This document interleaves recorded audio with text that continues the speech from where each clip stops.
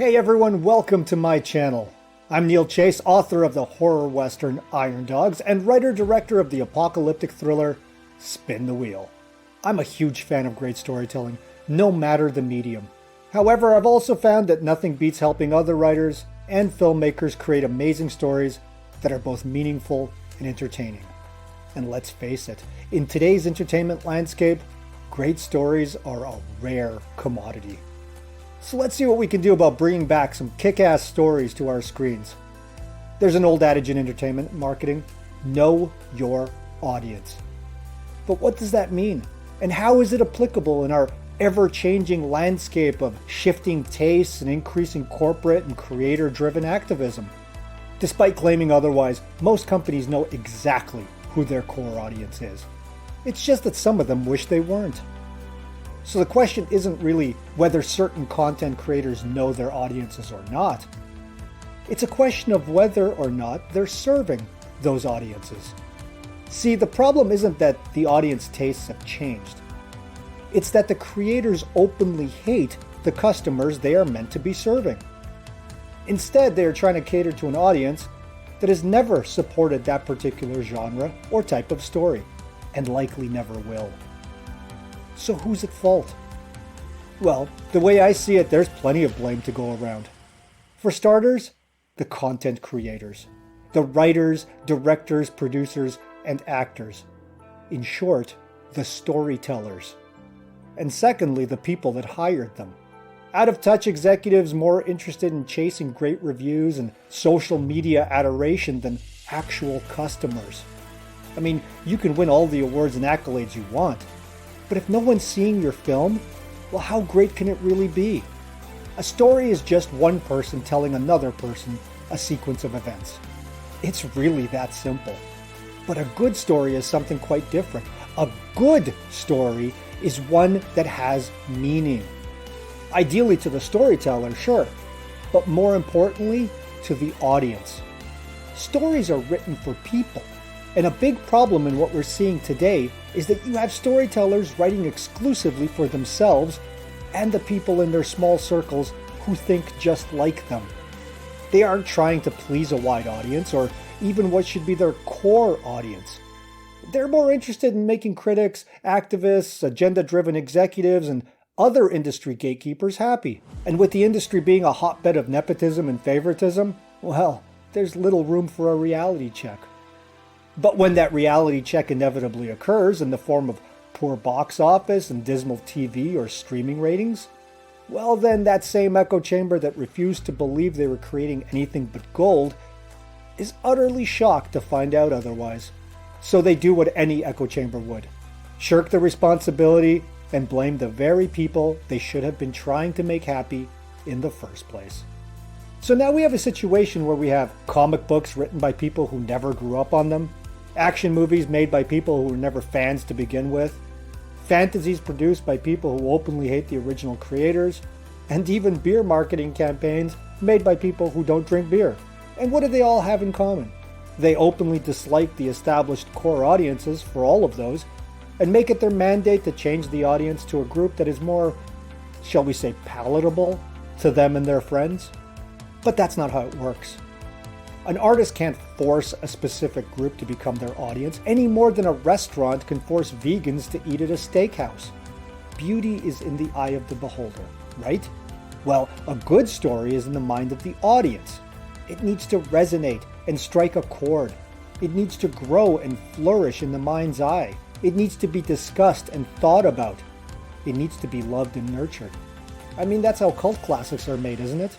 A typically low-budget film that was never given much of a chance and likely even did poorly when it first came out.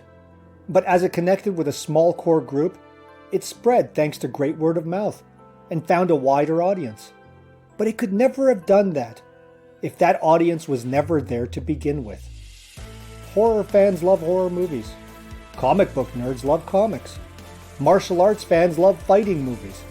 And so it goes. Take a look at this last year. Barbie was a monster hit, while The Marvels was a dismal failure. Why? Both were created by women, for women, and starring women. Female-centric, big budget films based on pre-existing children's IP made primarily for female audiences.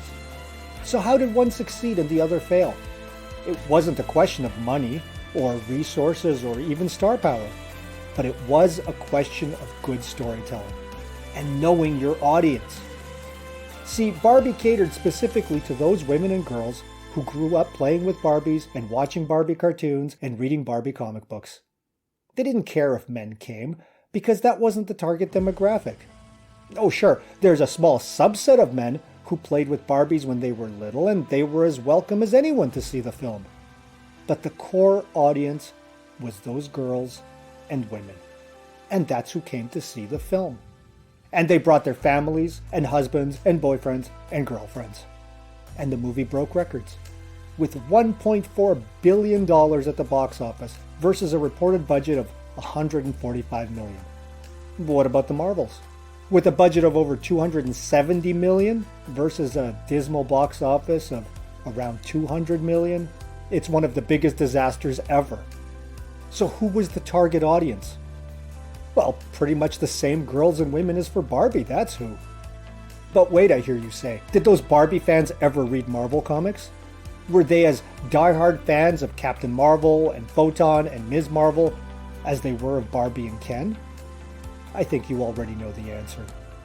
It's no coincidence that the same demographic the creators utterly ignored, that being middle-aged men, were the biggest part of the actual paying audience.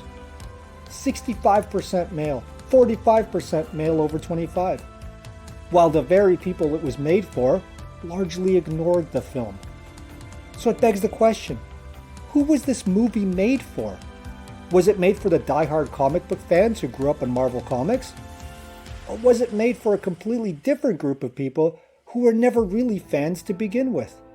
And it might have still worked if it were made for both. But that's just it. The creators sacrificed one audience for another, rather than trying to appease both. And in doing so, made a story appealing to no one. Look at it this way. If you go to a steakhouse, you expect to be able to get a steak, and a damn good one at that. But if you find that their menu suddenly only consists of tofu and vegetables because they hired a chef who hates meat, well, you'll likely be disappointed, if not outraged, that they made such a change at your expense. What's worse is if the restaurant keeps on calling itself a steakhouse, knowing full well they no longer cater to steak lovers, but instead only court vegans and vegetarians. And if their previous customers complain, they call them names and tell them to go elsewhere. In essence, this is much of our entertainment landscape at the moment, where steak is no longer on the menu and established steak-eating customers are shunned in favor of those who love alternate fare. The problem being, of course, that the majority of vegans have no interest in dining in a steakhouse in the first place, regardless of how much the new chef insists they'll love the revised menu. Which brings us back to our original point. How can it be a good story when it has no meaning? See, in playing it safe and catering to the gatekeepers over the actual audience, the filmmakers lost sight of the most important part of any artwork. If art has no audience, is it still considered art? Or is it just an exercise in ego and activism? I'll let you be the judge. See, every time I write a script or a book or act in a movie or show, I have to ask myself the same question. Who is this story for? The answer is surely different if I'm making a holiday rom-com versus a sci-fi action film. Sure, as a creator it's easy to say, I'm making this for myself. But that's not the main answer. Every story has an intended audience, and it can't only be the creator themselves. If that were so, then why bother sharing it with the world? Not to mention the money aspect. If you're the only intended audience, that's fine if you're also the only one paying for it. But a movie studio doesn't plan on a $200 million tentpole to be for an audience of one. And to treat it as such is idiotic. With dwindling box office receipts and shrinking audiences for homegrown content, something has to change. It's no wonder that foreign content and independent content are regularly outpacing big studios these days. Godzilla Minus One was made for $15 million. And yet it's already made back its budget and then some, to the tune of over $50 million in less than 2 weeks. And it's going wide. Likewise, Sound of Freedom, also made on a $15 million budget, made over $250 million. Now there's a very simple and clear reason for the successes of these non-mainstream films. They know their audiences, and they cater to them. And therein lies the key to the next movie renaissance.